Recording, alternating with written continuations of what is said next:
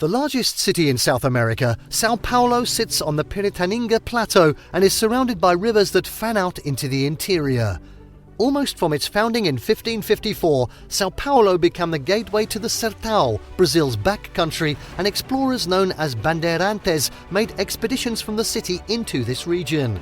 In this video, we're going to be taking a look at the top 10 rated attractions and things to do in Sao Paulo. Before we begin, make sure to subscribe to our YouTube channel for more awesome travel guides and make sure you hit the notification bell so that you know when we publish a new video. So now let's cut to the chase. At 10, Pátio do Colégio.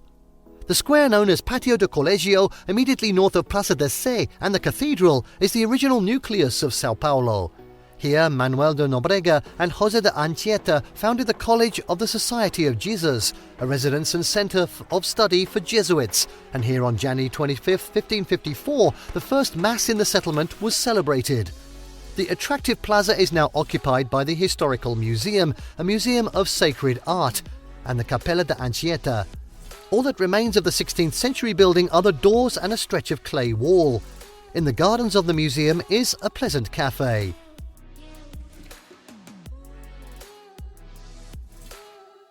At 9, Beco de Batman.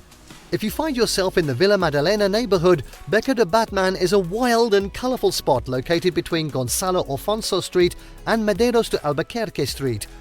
Since the 1980s, spray paint artists have been showcasing their innovative work on the walls. The artwork is continually changing and the creative murals make for colourful photos. There is even a good chance you'll see an artist or two at work when you visit. If you are interested in meeting some of the artists and have your very own photo shoot with a professional photographer who will take your picture against the colourful murals, consider taking a tour. The photo shoot of Batman's Alley, including 100 photos of you, with the results curated in Photoshop and sent to you digitally in 24 hours. Smile!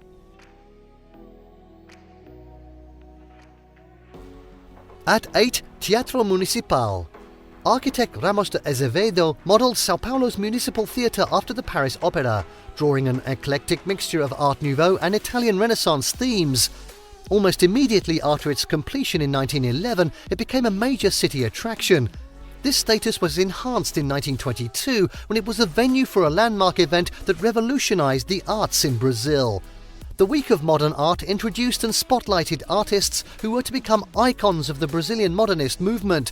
Celebrated names include painters Emiliano de Cavalcanti, Tarsila do Amaral, Anita Malfatti and Menotti del Picchia, composer Heitor Villa-Lobos, playwright Mario de Andrade and sculptor Victor Brechere.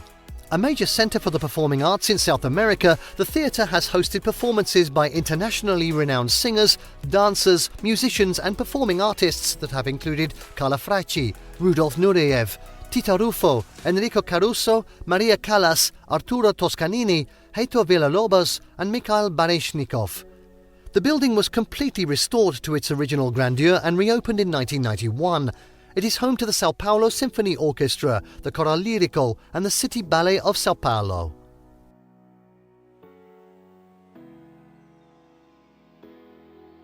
Next up, at 7, Sé, Cathedral. The neo-Gothic cathedral was built on the site of an earlier cathedral and took from 1913 to 1967 to complete. Its building was interrupted by 2 world wars, which made it difficult to get the mosaics and other decorative elements from Italy. It was consecrated in 1954 on the 400th anniversary of the foundation of Sao Paulo. On the facade are statues of Old Testament prophets and Christ's disciples. Although the rest of the church is neo-Gothic, it is capped by a Renaissance-style dome. The interior has several interesting features, including the 10,000 pipe organ and stained glass windows picturing the history of Catholicism in Brazil. Be sure to notice the capitals on the columns, carved to represent Brazilian flora, branches of coffee and pineapples, and fauna, including armadillos. You can tour the crypt below the main church to see marble sculptures and tombs. The cathedral sits at the historic centre of Sao Paulo and is a good place to begin a walking tour of the old town.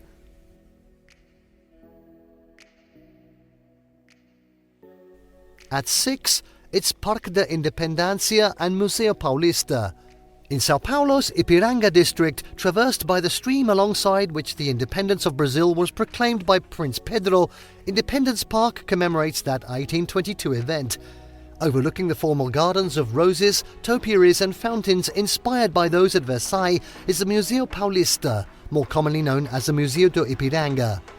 Its Italian architect Tommaso Gaudenzio Bezzi created an eclectic design modelled on Italian neoclassicism, reminiscent of Renaissance palaces. Inside are large collections of costumes, decorative arts, paintings and furniture on the imperial period.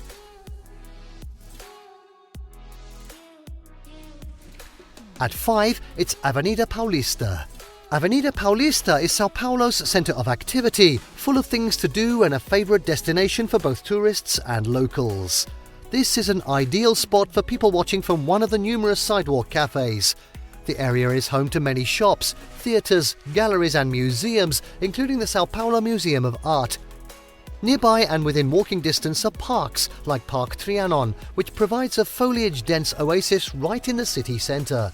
This main avenue hosts numerous festivals and celebrations throughout the year, often closing to traffic to become a pedestrian mall.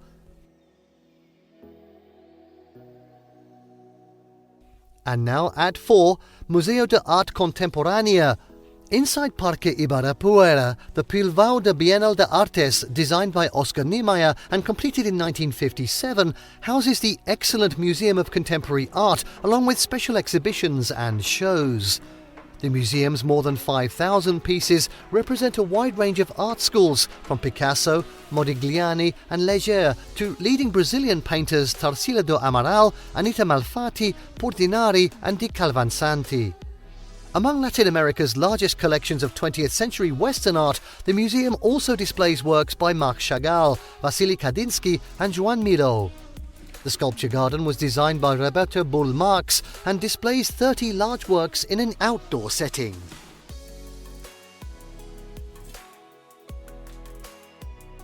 At 3, Parque de Ibirapuera. Ibirapuera Park was laid out by landscape architect Roberto Bull Marx, with buildings designed by Oscar Niemeyer.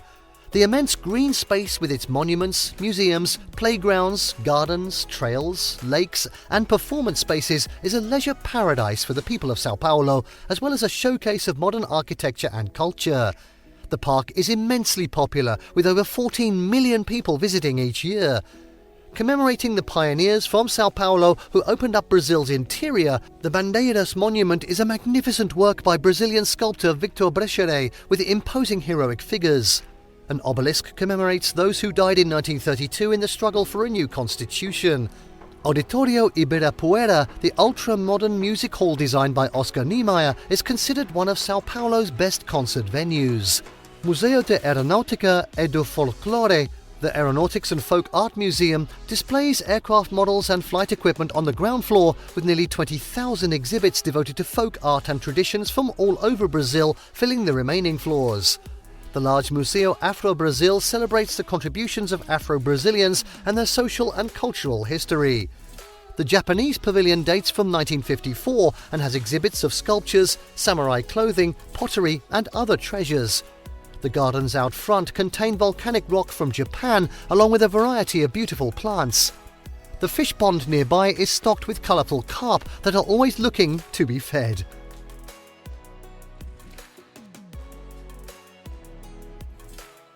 At 2, it's Museo de Futebol. In this football or soccer-mad country, a city like São Paulo would be bereft if it didn't have a museum dedicated to the beautiful game. This fantastic museum provides insight and information on the game and how it occupies a special place in the heart of all Brazilians. Spread out over 6,000 square metres and 15 galleries are interactive exhibits that are engaging and entertaining. Each gallery focuses on different aspects of the game and the development of sport in Brazil. Jumbo screens mounted on the walls showcasing famous plays, games and happenings almost induce a feeling of sensory overload. Other galleries have hundreds of framed photos and other treasured memorabilia. Think you are a hotshot player? Test your skills by taking a penalty kick against a virtual goalie. The machine will tell you your results, including the speed of the ball. The museum is located at the world-famous Pacaembu Stadium.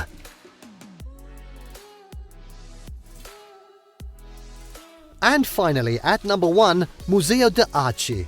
The Sao Paulo Museum of Art, known locally as MASP, only opened in 1968 but has the most representative and comprehensive collection of Western art in Latin America. You'll see works by Impressionists and modern masters, Renoir, Van Gogh, Matisse, Manet, Debray, Picasso, Miro, along with 73 works of bronze sculpture by Degas alone. Although it reaches back to the Renaissance artists, this is one of the first art museums on the continent to focus on artists of the mid-20th century and later, as well as on contemporary artists in Brazil, including Portinari and Di Cavalcanti. Its outstanding collections put it in the league with the Tate Modern, MoMA and the Centre Pompidou. The building itself, designed by Brazilian-Italian architect Lina Bobardi, is a classic of modernism. The plaza, under its suspended structure, hosts a Sunday antiques market and frequent concerts.